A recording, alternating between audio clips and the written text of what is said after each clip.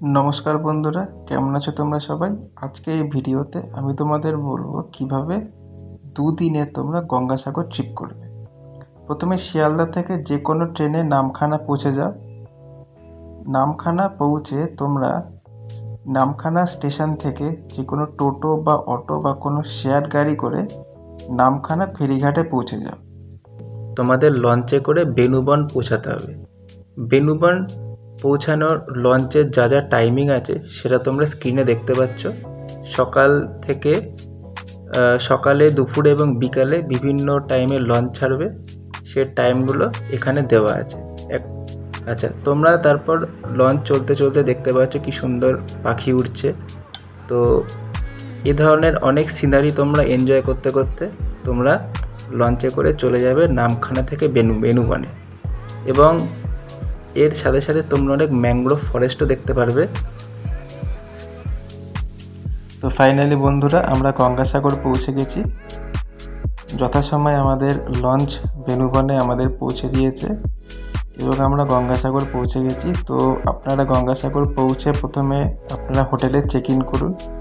Check in করে fresh হয়ে নিয়ে বেরিয়ে পড়ুন গঙ্গাসাগরে স্নানের উদ্দেশ্যে। গঙ্গাসাগরে গেলে অবশ্যই সাগরের জলে স্নান করবেন, এটাই যেন মিস না হয়। কারণ বলা হয় যে এই জলে স্নান করলে সমস্ত পাপ ধুয়ে যায়, এবং কথিত আছে যে মহাদেবের জটা থেকে যে গঙ্গার উৎপত্তি হয় এবং সেই গঙ্গা সাগরে মিশে এই স্থানে। গঙ্গা এবং সাগরের যে মিলন ক্ষেত্র এই স্থল, সেজন্যই এত পুণ্যবান একটি স্থান। তো সেই জন্যে আপনারা অবশ্যই এই স্থানে স্নান করবেন এই সাগরের জলে। তো স্নান করে হালকা কিছু লাঞ্চ করে একটু রেস্ট নিয়ে বিকেল নাগাদ চলে যান কপিল মুনির আশ্রমে। তো এই হচ্ছে কপিল মুনির আশ্রম। তো ভীষণ জাগ্রত এই আশ্রম, এই মন্দির। তো আপনারা কপিল মুনির আশ্রমে বিকাল নাগাদ চলে যান। এর ধারে কাছে বেশ কিছু দেখার জায়গা আছে, যেমন বেশ কিছু স্ট্যাচু বানিয়ে দিয়েছে সরকার থেকে। তো সেগুলো আপনারা দেখতে পারেন।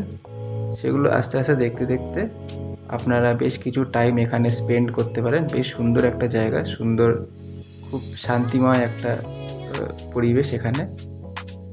তো আপনারা বিকালটা এই চত্বরেই কিন্তু স্পেন্ড করতে পারেন।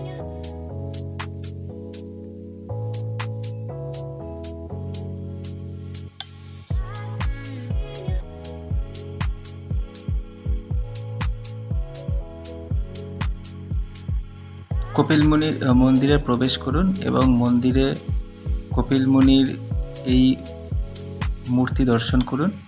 তো আপনারা দেখতে পাচ্ছেন মাঝখানে কপিল মুনি এবং তার এক পাশে রাজা ভগীরথ এবং তার আরেক পাশে মা গঙ্গা।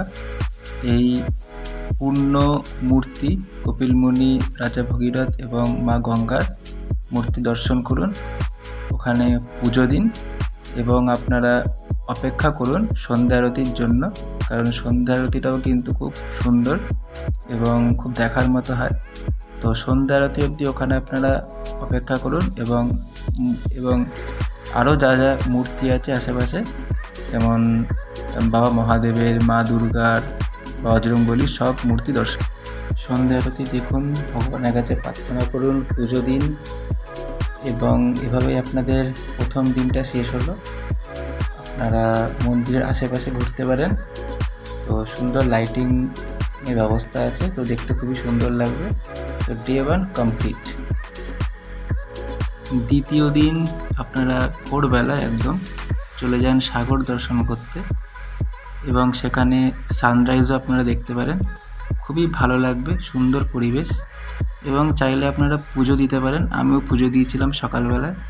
একদম মন্দির ফাঁকা ছিল এবং দেখতে পাচ্ছেন কপিল মুনির প্রসাদ দান চলছে। সকালে আপনারা গিয়ে আরেকবার পুজো দিতে পারেন। তো সকালে কপিল মুনির আশ্রমে আরেকবার পুজো দিয়ে আপনারা লোকাল সাইট সিনে বেরোতে পারেন।